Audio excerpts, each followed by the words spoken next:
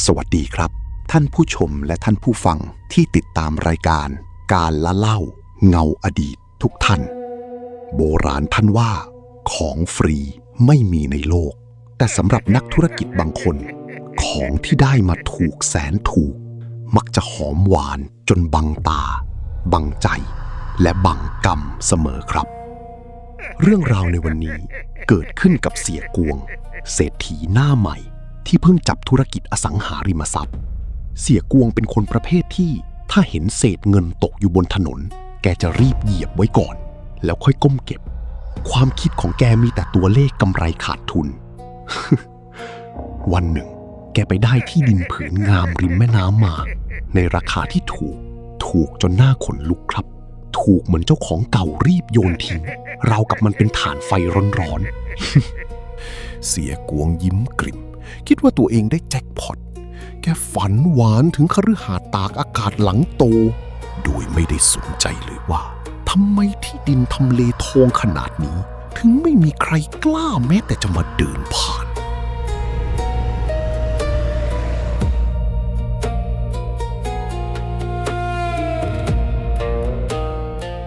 โอ้โหทำเลทองฝังเพชรชัดๆลมเย็นวิวแม่น้ำนี่ถ้าสร้างสระว่ายน้ำตรงนี้นะสวรรค์บนดิน อีหน้าไหนที่มันขายให้กูราคานี้ มันต้องโง่บัดซบแน่เสียครับ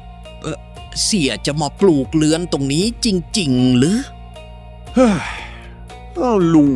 ก็ใช่นะสิถามแปลกๆซื้อที่ดินมาปลูกกะเพรากินหรือไงมีอะไรหรือจะมาขอรับเหมาถมที่บอกไว้ก่อนนะฉันกดราคาเก่งนะโว้ย ไม่ใช่จะเสียฉันแค่อยากจะเตือนที่ตรงเนี้ยมันเป็นที่ธรณีสงฆ์เก่าเมื่อสมัยปู่ย่าตาทวดมันเคยเป็นลานวัดมีเจดีย์เก่าอยู่ตรงนั้นน่ะเสียเห็นไหมเขาว่ากันว่าใครเอาของสงฆ์ไปเป็นของตัวมันจะชิบหายตายโหงกันทั้งโคตรนะเสีย เอ้ยลุงดูนี่โฉนดตราครุฑแดงแจ๋ชื่อกวงแท่ตั้งวัดที่ไหนลุง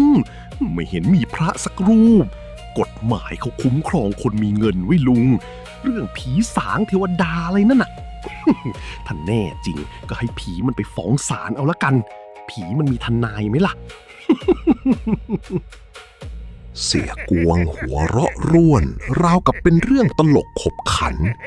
แกมองข้ามความหวาดกลัวในแววตาของลุงชุ่มไปเสียสนิทความเย่อหยิ่งของเสียกวงในวันนั้น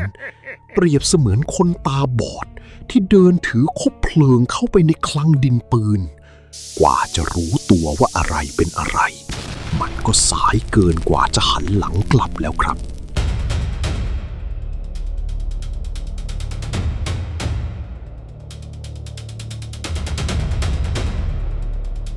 การก่อสร้างเริ่มต้นขึ้นพร้อมกับอุปสรรคประหลาดคนงานหลายคนล้มป่วยบ้างก็เจออุบัติเหตุจนต้องทิ้งงานแต่ด้วยอำนาจเงินเสียกวงก็จ้างผู้รับเหมาเจ้าใหม่มาทำจนเสร็จ และด้วยความหัวใสบวกกับความงกเสียกวงเห็นเศษอิฐมอญโบราณจากซากเจดีย์เก่าที่ถูกขุดขึ้นมาแกจึงสั่งให้ช่างนำอิฐเหล่านั้นมาเรียงเป็นผนังโชว์แนวในห้องนั่งเล่นเพื่อความคลาสสิกและประหยัดงบวัสดุ แกภูมิใจกับไอเดียนี้มากครับโดยหารู้ไม่ว่าแกได้อัญเชิญชิ้นส่วนของความศักดิ์สิทธิ์และคำสาปเข้ามาไว้ที่กลางหัวใจของบ้านเสียแล้ว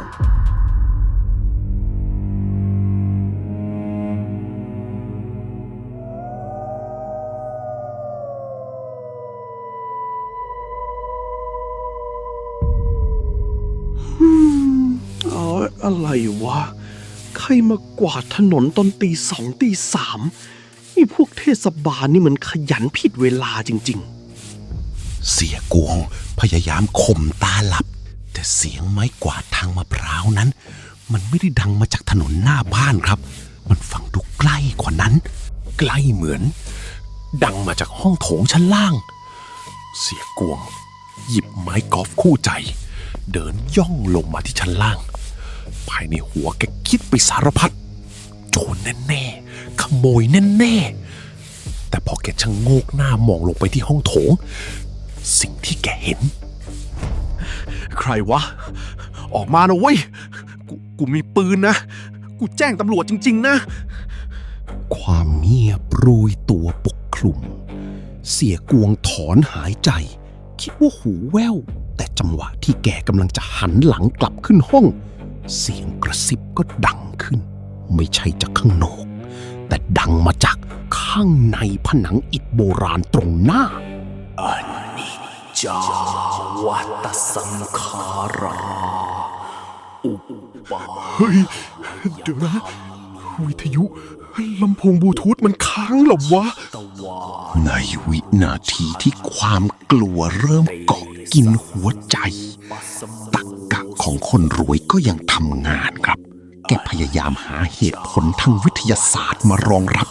แกเดินเข้าไปใกล้ผนังอิฐเอาหูแนบฟังของกู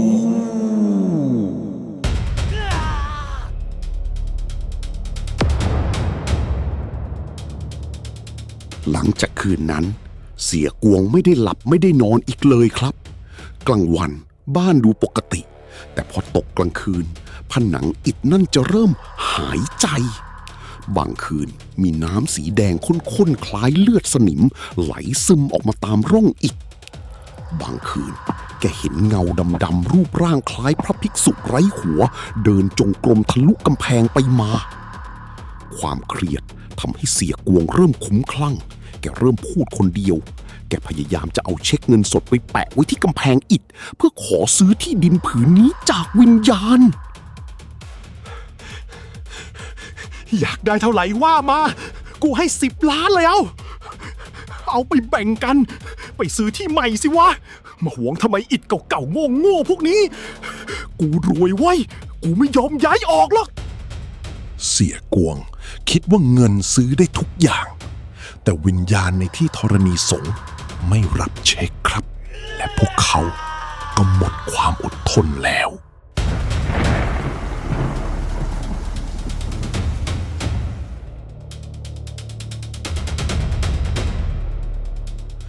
จู่ๆอีกก้อนหนึ่งก็พุ่งกระเด็นออกจากผนังเฉียดหน้าเสียกวงไปแค่นิ้วเดียว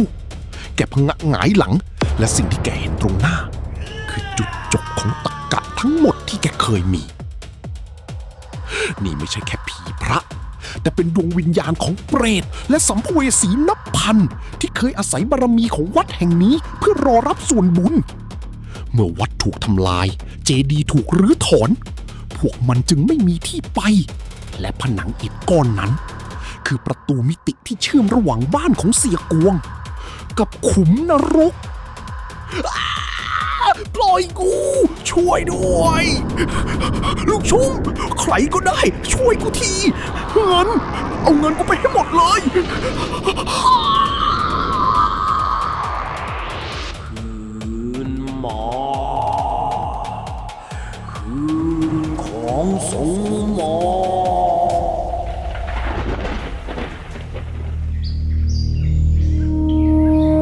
เช้าวันต่อมา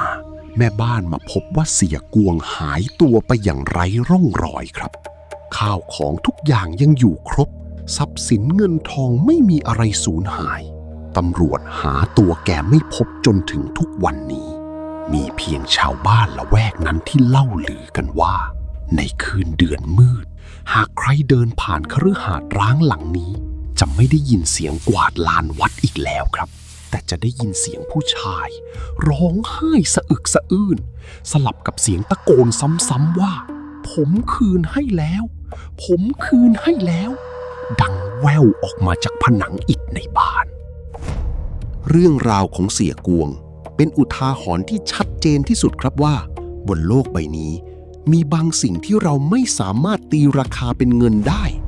ที่ธรณีสงฆ์คือสมบัติของพระศาสนาคือพื้นที่ที่อุทิศให้เป็นสาธารณกุศลการตักตวงผลประโยชน์จากความศรัทธาหรือล่วงละเมิดของสูงด้วยความโลภใบเสร็จรับเงินที่ต้องจ่ายอาจไม่ใช่สกุลเงินที่เราคุ้นเคยแต่มันคือวิญญาณ และความทุกข์ทรมานตลอดกาลครับสำหรับค่ำคืนนี้การละเล่าเงาอดีตขอลาไปก่อนหวังว่าเรื่องราวนี้จะช่วยเตือนสติให้เราทุกคนเคารพในสิ่งที่ไม่ควรก้าวล่วงใครที่ชอบเรื่องราวลี้ลับแบบนี้อย่าลืมกดไลค์กดแชร์และคอมเมนต์บอกผมหน่อยนะครับว่าถ้าเป็นคุณจะกล้าเอาอิฐเก่ามาแต่งบ้านไหม นอนหลับฝันดีราตรีสวัสดิ์ครับ